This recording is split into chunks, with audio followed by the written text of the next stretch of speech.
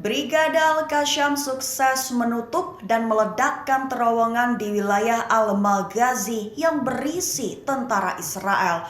Kabar itu dikonfirmasi pada Jumat 26 Januari 2024, di mana konfrontasi sengit juga terjadi.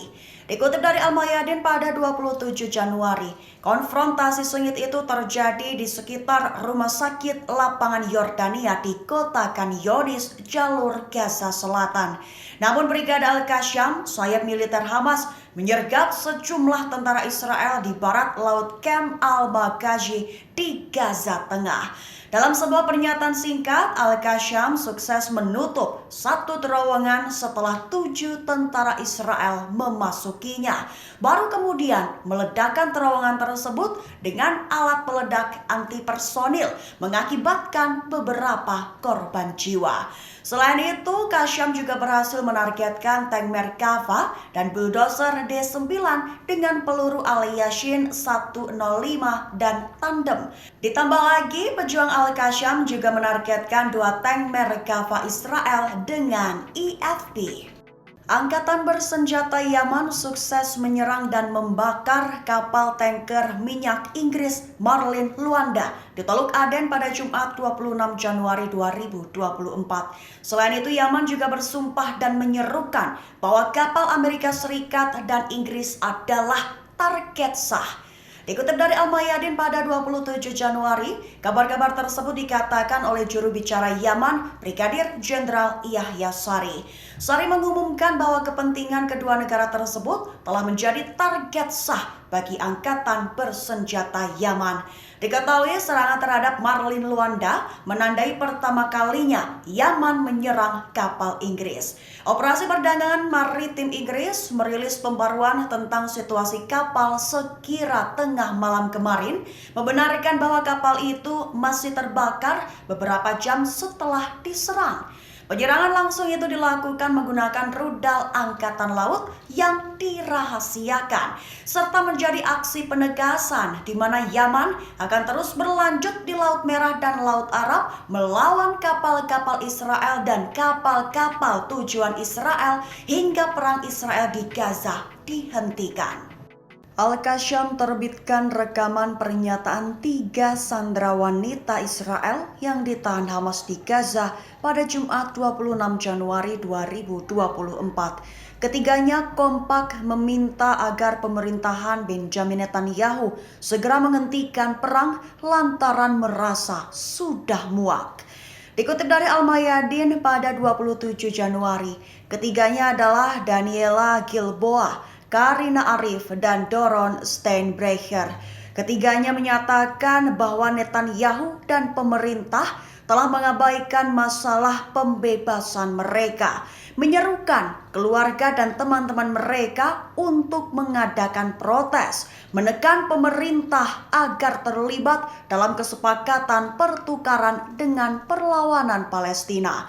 Mereka meminta pemerintah Israel untuk segera menghentikan perang dan menekankan bahwa mereka sudah muak.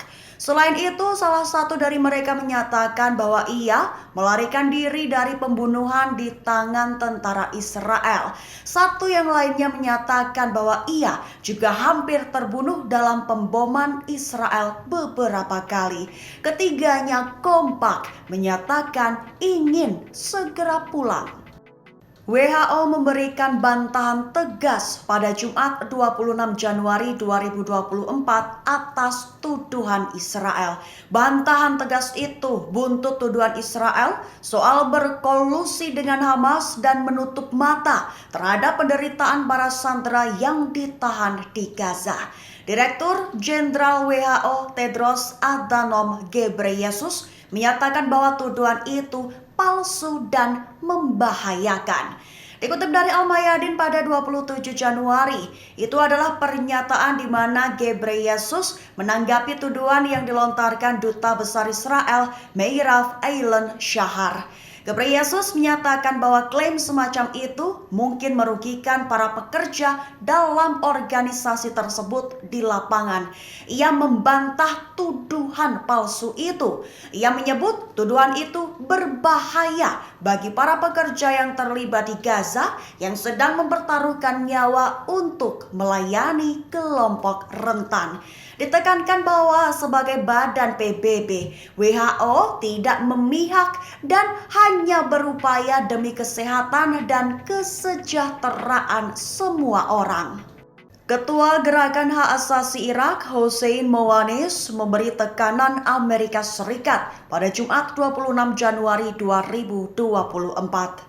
Ia meminta agar Amerika Serikat segera menarik diri dari wilayah Irak, lantaran Irak ingin segera terbebas dari hegemoni Washington.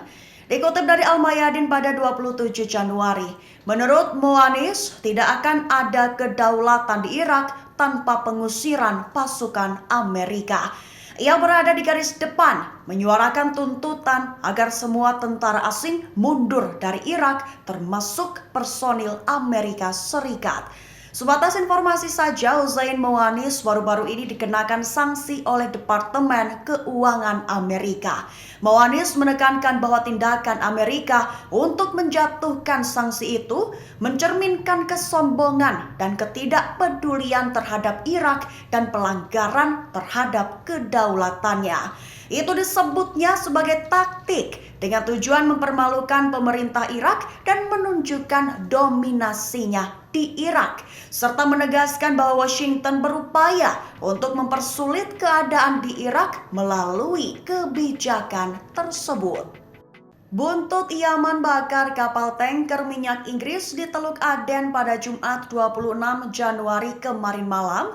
Pasukan Amerika Serikat membalas serangan pada Sabtu 27 Januari pagi, menyerang rudal anti kapal di Yaman dengan amunisi serupa.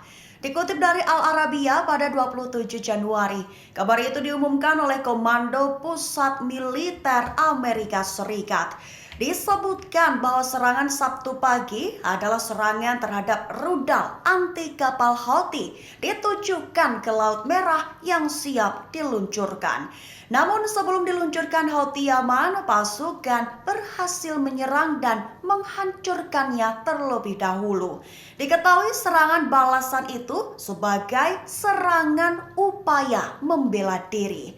Selain itu, Washington juga telah melakukan serangkaian serangan udara sepihak dengan tujuan mengurangi Selain itu, Washington juga telah melakukan serangkaian serangan udara sepihak dengan tujuan mengurangi kemampuan Houthi untuk menargetkan kapal-kapal yang transit di rute perdagangan utama Laut Merah.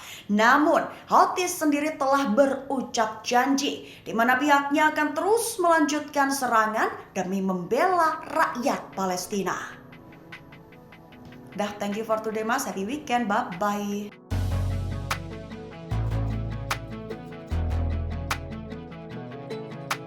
Download Tribun X sekarang, menghadirkan lokal menjadi Indonesia.